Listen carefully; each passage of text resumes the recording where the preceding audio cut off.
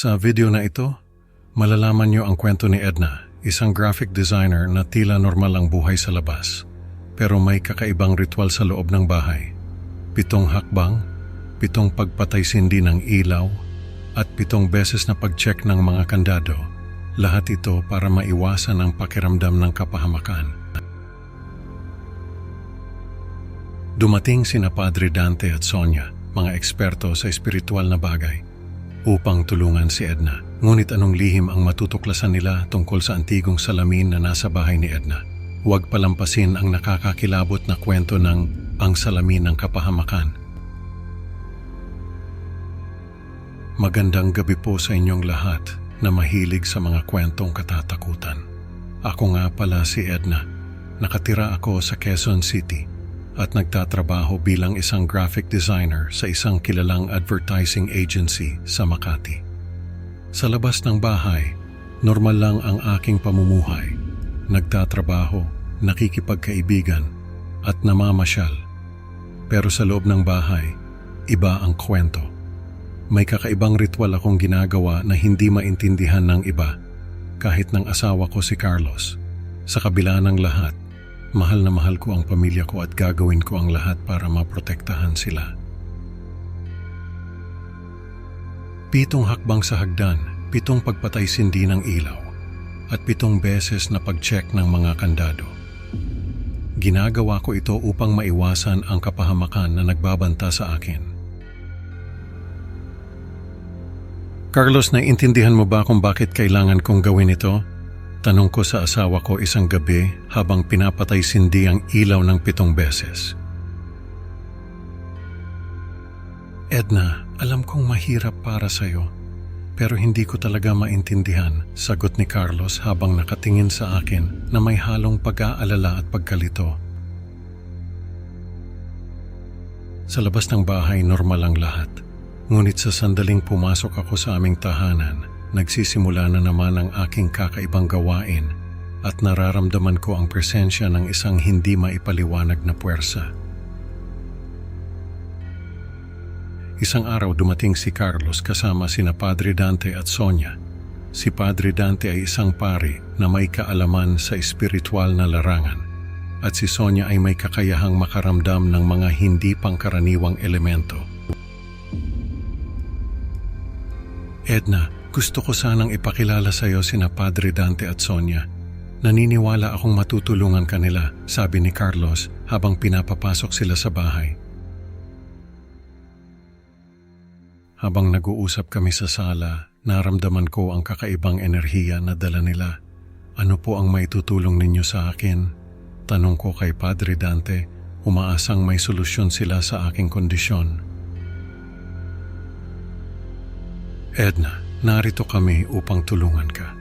Kailangan nating alamin ang pinagmulan ng iyong mga ritual, sagot ni Padre Dante, at nagsimula na ang kanilang pagsusuri sa bahay. Sa pagdating ni na Padre Dante at Sonia, napansin ko ang kakaibang pagbabago sa aking pag-uugali. Imbes na magbilang ako ng 7, nagsimula akong magbilang hanggang 6. Nagtataka ako kung bakit biglang nag-iba ang aking ritual. Edna, napansin mo ba ang pagbabago? Tanong ni Sonia habang tinitignan ng mga kandado na 6 na beses ko lang na-check.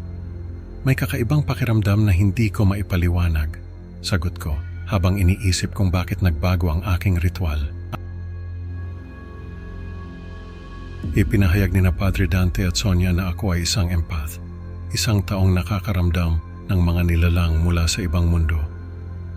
Ang mga nilalang na ito ang nagiging sanhi ng aking mga compulsions at ang bilang na 7 ay may espesyal na kahulugan sa kanilang mundo. Kailangan nating alamin kung saan nagmumula ang mga nilalang na ito, sabi ni Padre Dante, at sinimulan nila ang paghahanap ng mga posibleng pinagmulan sa loob ng bahay. Ipinakita ni na Padre Dante at Sonia ang mga blueprint ng bahay at napag-alaman na tumutugma ito sa isang antigong salamin na nasa sala. Ang salaming ito ay hindi lamang ordinaryong refleksyon kundi isang daanan sa pagitan ng mga mundo. Matagal na itong salamin na ito, Edna. Baka may kasaysayan ito na hindi natin alam.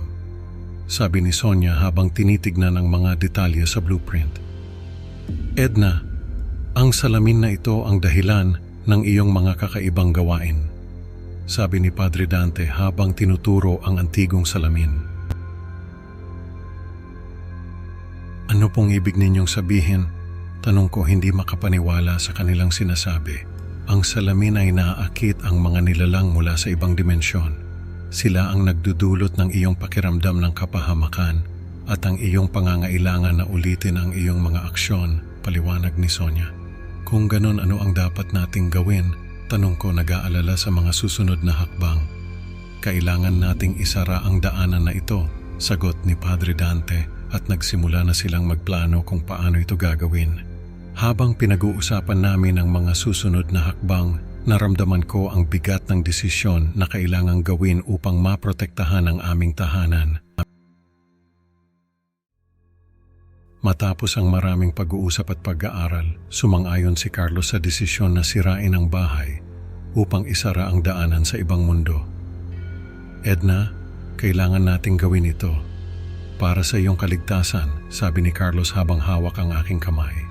Napuno ng luha ang aking mga mata sa pag-iisip ng mga alaalang mawawala. Makakagawa tayo ng bagong mga alaala, Edna. Ang mahalaga ay ang iyong kaligtasan, sagot ni Carlos, at napagtanto ko na ito ang pinakamainam na solusyon. Naghanda na si Carlos para sa aming pag-alis sa pamamagitan ng pag-aayos ng isang sorpresang bakasyon para sa akin at pakikipag-usap sa kanyang employer upang bigyan siya ng sapat na panahon para makapagpahinga. Magiging maayos ang lahat, Edna. Magtiwala ka lang, sabi ni Carlos habang inaayos ang aming mga gamit para sa bakasyon.